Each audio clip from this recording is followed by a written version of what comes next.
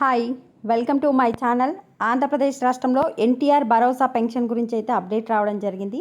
పూర్తి వివరాలు తెలుసుకుందాం. వీడియో చూస్తున్న వాళ్ళు తప్పకుండా వీడియో లైక్ చేసి ఛానల్ని సబ్స్క్రైబ్ చేసుకోండి.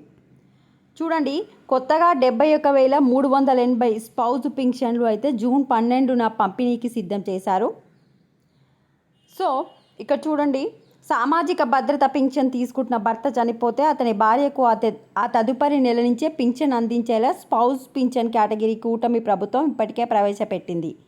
గత ఏడాది నవంబర్ 1 నుంచి దీనిలో అమల్లోకి తెచ్చింది. అంటే 2023 డిసెంబర్ 1 నుంచి 2024 అక్టోబర్ 31 మధ్య కాలానికి సంబంధించిన స్పౌజ్ కేటగిరీల్లో 71,380 మందికి అయితే పింఛన్ రిలీజ్ చేయడం జరిగింది. వీళ్ళందరికీ జూన్ 12 నుంచి పంపిణీ అయితే స్టార్ట్ అవుతుంది. జూన్ 11 నాటికల్లా ఈ పింఛన్ మొత్తాలు గ్రామవార్డు సచివాలయ ఖాతాల్లో జమ కానున్నాయి. ఇది అప్డేట్. కొత్త వాళ్ళకి మాత్రం జూన్ 12వ తారీఖు ఇస్తారు. రేపు ఆదివారం గనక ఈ నెల అంటే ఈరోజు 31వ తారీఖు నాడే ఆంధ్రప్రదేశ్లో పింఛన్ పంపిణీ అయితే ప్రారంభమయ్యింది. ఎన్టీఆర్ జిల్లాలో చూసుకుంటే 2,27,786 మందికి 98.11 కోట్ల పంపిణీ చేయనున్నారు. పంపిణీలో ఎలాంటి లోటుపాట్లు లేకుండా చూడాలని ఆదేశించారు.